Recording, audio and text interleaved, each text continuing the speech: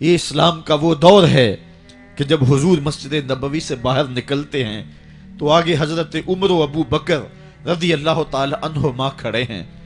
چہرے کے اوپر عجیب اداسی ہے.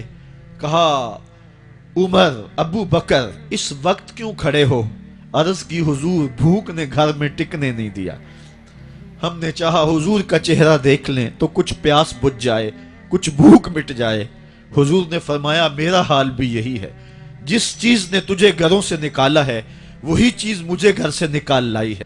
تو حضور نے جب دیکھا کہ کھانا ہے تو حضور نے ایک روٹی لی اور چند بوٹیاں اٹھائیں اور ایک خادم کو بلا کر کے کہا جاؤ ہمارے گھر دے آؤ، میری بیٹی فاطمہ کتنے دنوں سے بھوکی. ہمیں تو وہ کہانی بھی اسلام کی غربت کی یاد آتی ہے کہ جب احد کے اندر 70 شہیدوں کے لاشیں پڑے ہوئے ہیں تو حضرت صفیہ حضور کی پھپھی اپنے بھائی حمزہ کے لیے 2 چادریں لے کر کے کفن کی آتی ہے.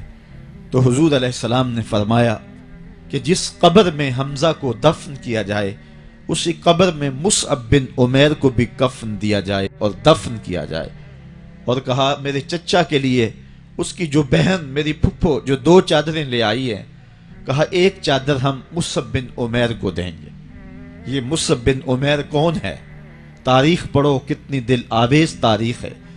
مکے میں ایک امیر ترین خاتون ہے جس کے بیٹے کا نام مصعب ہے، اور وہ اپنے بیٹے کو اتنا خوبصورت لباس پہناتی ہے اور اتنے خوبصورت خوشبو اور عطر اس کو لگاتی ہے کہ مصعب بن عمیر جن گلیوں سے گزرتے تھے دیر تک وہ گلیاں مہکتی رہتی تھیں.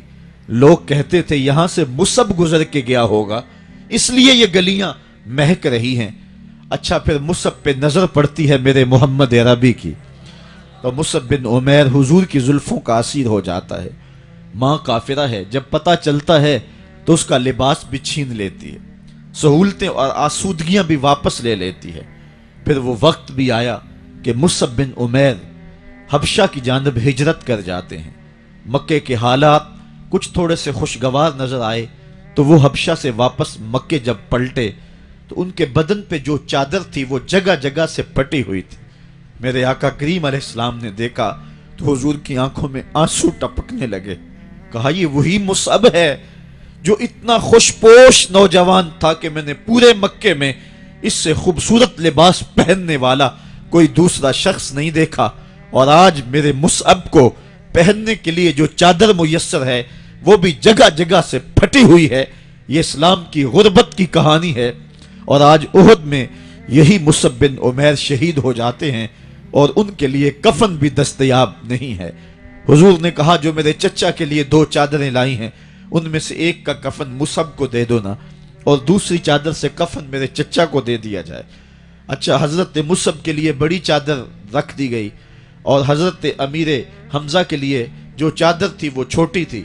اگر سر ڈھانپتے تھے تو پاؤں ننگے ہو جاتے، اگر پاؤں ڈھانپتے تھے تو سر ننگا ہو جاتا. حضور نے فرمایا میرے چچا کا سر ڈھانپ دو اور پاؤں کے اوپر اذخر نامی گھاس ڈال دو. میں یہ اسلام کی غربت کی کہانی تمہیں سنا رہا ہوں. جب میرے رسول کے چچا کے لیے پورے کفن کا ٹکڑا بھی دستیاب نہیں تھا، اسلام اس وقت بھی عزت پا گیا تھا. اسلام اس وقت بھی ذلیل نہیں تھا.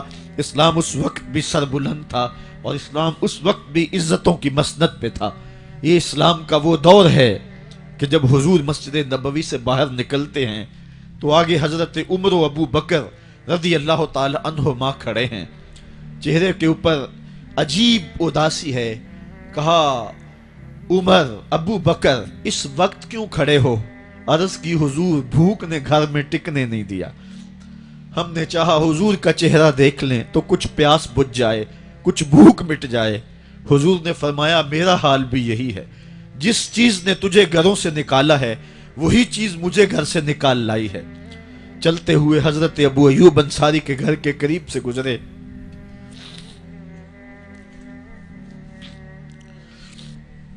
حضور کی خوشبو پا کے وہ باہر آ گئے. عرض کی بندہ نواز آج میرے مہمان نہیں بنتے؟ حضور نے کہا تمہاری مرضی. گھر لے گئے، چٹائی بچھائی، حضور کو بٹھایا. گھر والوں کو بکری کا بچہ ذبح کر کے دیا، کہا جلدی جلدی کھانا تیار کرو، میرے آقا کو بھوک لگی ہوگی۔ یہ کہہ کے واپس آئے، حضور کے پاس بیٹھے، نظر چہرے پہ پڑی تو گھبرا گئے۔ نکاحت کے آثار اتنے واضح تھے کہ سمجھ آ رہی تھی کتنے دنوں سے حضور نے کچھ نہیں کھایا۔ اٹھ کے باغ میں چلے گئے، کھجوروں کا خوشہ توڑا، حضور کے سامنے رکھا، کہا بندہ نواز جب تک کھانا تیار نہیں ہوتا یہ کھجوریں تناول فرمائیں۔ تھوڑی دیر کے بعد کھانا دسترخوان پہ لگ گیا، حضور سے عرض کی گئی حضور آئیں کھانا تناول کر لیں۔ حضور نے دسترخوان پر تشریف فرما ہو کر کے حضور نے کپڑا اٹھایا تو حضور نے جب دیکھا کہ کھانا ہے تو حضور نے ایک روٹی لی اور چند بوٹیاں اٹھائیں اور ایک خادم کو بلا کر کے کہا جاؤ ہمارے گھر دے آؤ، میری بیٹی فاطمہ کتنے دنوں سے بھوکی۔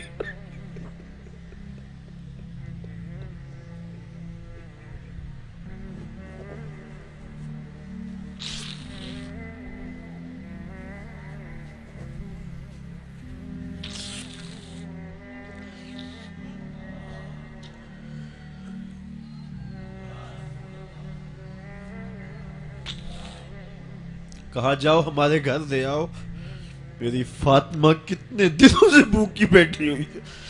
مال کے کونین ہیں گو پاس کچھ رکھتے نہیں، دو جہاں کی نعمتیں ہیں ان کے خالی ہاتھ میں۔ آپ کو پتا ہوگا کہ جب میرے رسول کا انتقال ہوا ہے، حضور کا وصال ہوا ہے، تو حضور کی ایک زرہ ایک یہودی کے گھر میں گروی رکھی ہوئی تھی، حضور نے زرہ رکھ کر کے اس سے قرض لیا ہوا تھا۔ یہ اسلام کی غربت کی کہانی ہے، اور پھر اللہ نے اسلام کو امارت کے رنگ بھی دیے۔ آؤ تمہیں کہانی سناؤں، حضرت عدی بن حاتم روایت کرتے ہیں، صحیح بخاری میں روایت ہے۔ یہ حاتم تائی کے بیٹے ہیں، کہتے ہیں میں حضور کی خدمت میں حاضر ہوا، ایک شخص آیا کہنے لگا حضور غربت نے میرا برا حال کر دیا ہے، اور اس نے شکایت کی غربت کی، پسماندگی کی اور اپنی معاشی بدحالی کی۔ پھر ایک شخص آیا کہنے لگا حضور میرے پاس دولت تو ہے لیکن میں نے جس منزل پہ جانا ہے راستہ پر خطر ہے، تو میرے لیے کیا حکم ہے کہ میں کیسے راستہ طے کروں؟ تو یہ دو لوگوں نے یہ باتیں کی تو حضرت عدی کہتے ہیں کہ حضور نے روئے سخن میری جانب موڑا اور میری جانب مخاطب ہو کے کہا عدی تو نے ہیرا دیکھا ہے؟ عدی کہتے ہیں میں نے عرض کی حضور دیکھا نہیں، سنا ہے، ہیرا یہ شہر ہے عراق کا۔ تو حضور نے فرمایا عدی تو نے ہیرا دیکھا ہے؟ میں نے کہا نہیں حضور دیکھا نہیں، اس کا تذکرہ سنا ہے۔ فرمایا عدی اگر اللہ تجھے زندگی کی مہلت دے تو ہیرا سے ایک خاتون چلے گی، تو اپنی آنکھوں سے دیکھے گا اور مکے تک پہنچے گی اور اللہ کے گھر کعبہ کا طواف کرے گی، اور اس کو ہیرا سے لے کر کے مکے تک اللہ کے علاوہ کسی کا ڈر نہیں ہوگا۔ کہتے ہیں کہ میں نے دل میں کہا کہ پھر بنو طے کے ڈاکو مر گئے ہوں گے جنہوں نے عرب کے اوپر روب ڈال رکھا ہے، تو وہ تو پھر ختم ہو گئے ہوں گے۔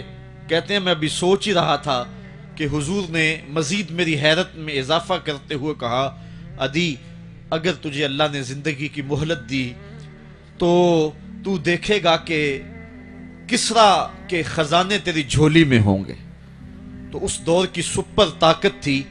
میں نے کہا حضور کسرا بن ہرمز؟ حضور نے فرمایا ہاں کسرا بن ہرمز۔ کہتے ہیں کہ حضور نے پھر فرمایا عدی اگر تو زندگی پائی تو تو وہ دن بھی دیکھے گا کہ ایک شخص زکوٰۃ کی رقم لے کر کے، زکوٰۃ کی چاندی لے کر کے، زکوٰۃ کا سونا لے کر کے نکلے گا اور اس کو کوئی زکوٰۃ کا مستحق ہی نہیں ملے گا۔ حضرت عدی بن حاتم کہتے ہیں کہ پھر میں نے وہ منظر اپنی آنکھوں سے دیکھا کہ ہیرا سے خاتون چلی اور مکے تک پہنچی اور امن ایسا تھا کہ اس کو اللہ کے علاوہ کسی کا ڈر نہیں تھا۔ پھر وہ لمحے بھی میں نے دیکھے کہ کسرا بن ہرمز کے خزانے مسجد نبوی کے باہر پڑے ہوئے ہیں۔ تو کہتے ہیں تیسری چیز میں دیکھ نہ سکا اور میں نے لوگوں کو کہا کہ یہ میں تو نہیں دیکھ سکا، میری شاید زندگی وفا نہ کرے، اور اگر تمہاری زندگی وفا کرے تو تم دیکھنا، میرے آقا نے جو فرمایا تھا دو باتیں تو پوری ہو گئی ہیں، اور تیسری بات تم دیکھ لوگے۔ حضرت یحییٰ بن سعید فرماتے ہیں کہ حضرت عمر بن عبدالعزیز کا زمانہ تھا اور انہوں نے مجھے افریقہ کی جانب زکوٰۃ وصول کرنے کے لیے بھیجا۔ میں وہاں سے زکوٰۃ وصول کی اور پھر میں زکوٰۃ لینے والے مستحقین کو ڈھونڈنے لگا، تو کہتے ہیں مجھے کوئی مستحق نہ ملا۔ پھر میں غلام پکڑتا اور اس کے پیسے دے کے اس کو آزاد کرواتا چلا جاتا۔ حضرت عمر بن عبدالعزیز کا زمانہ ہے کہ گورنر ہے عراق کا، وہ حضرت عمر بن عبدالعزیز کو لکھتا ہے کہ اتنی رقم ہے، اس کا کیا کرنا ہے؟ تو عمر بن عبدالعزیز کہتے ہیں رقم لے کے یہاں نہ آنا، وہاں عراق کے لوگوں میں بانٹ دو، جو زکوٰۃ کے مستحق ہیں ان کو تقسیم کر دو۔ تو گورنر لکھتا ہے جو مستحق ہیں ان کو دے دی، اب کوئی مستحق نہیں رہا تو میں کیا کروں؟ تو حضرت عمر بن عبدالعزیز کہتے ہیں جو مقروض ہیں ان کا قرض اتار دو۔ تو کہتے ہیں کہ ہاں قرض بھی میں نے اتار دیا ہے، رقم پھر بھی بچ رہی ہے، کیا کروں؟ تو حضرت عمر بن عبدالعزیز نے پھر لکھا جو شخص شادی کرنا چاہتے ہیں ان کا حق مہر ادا کر دو۔ میں نے کہا کہ وہ بھی کر دیا ہے، رقم پھر بھی بچ گئی، اب کیا کروں؟ تو حضرت عمر بن عبدالعزیز نے مجھے لکھا کہ جو غیر مسلم ہیں جنہوں نے ٹیکس دیا ہوا ہے، جتنا ٹیکس دیا ہے اس سے دگنے پیسے ان کو قرضے میں دے دو اور ان کو کہو جاؤ اس کا کاروبار کرو، کھیتی باڑی کرو، اور ساتھ انہیں یہ بھی کہہ دینا قرض کی فکر نہ کرنا اور زیادہ اس میں پریشان نہ ہونا، جب دے سکو گے دے دینا۔ یہ دور بھی پھر اسلام نے دیکھا اور یہ گھڑیاں بھی دیکھی جب چیتھڑے پہنے ہوئے تھے، جب پیوند لگے لباس پہنے تھے، جب پیٹ میں ڈالنے کے لقمہ بھی نہیں تھا، اللہ کا دین اس وقت بھی غالب تھا، اور جب گلیوں کے اندر ریشم بکھرا ہوا ہوتا تھا کوئی اٹھانے والا نہیں تھا، دین اس وقت بھی غالب تھا۔ دین کا غالب ہونا یا نہ ہونا اس کا تعلق جو ہے وہ مال و دولت سے نہیں ہے۔ اقبال کہتا ہے کہ زوال بندہ مومن کا بے زری سے نہیں، مومن کا زوال بے زری سے نہیں ہے بلکہ اس کا سبب کوئی اور ہے۔ وہ سبب ڈھونڈنا ہے کہ ہم دنیا میں رسوا ہو کے کیوں رہ گئے، ہم زمانے کے سامنے تماشا کیوں بن کے رہ گئے، آج نبی کی امت پوری کائنات میں رسوا ہو کے کیوں رہ گئی، آج ہمارا تماشا دیکھا جا رہا ہے، آج بھوکے کتوں کو ہماری بیٹی اور بہنوں کے اوپر چھوڑا جا رہا ہے اور اس کا تماشا دیکھا جا رہا ہے۔ کیا ہم نے یہ دن بھی دیکھنے تھے؟ ہم نے سراغ لگانا ہے۔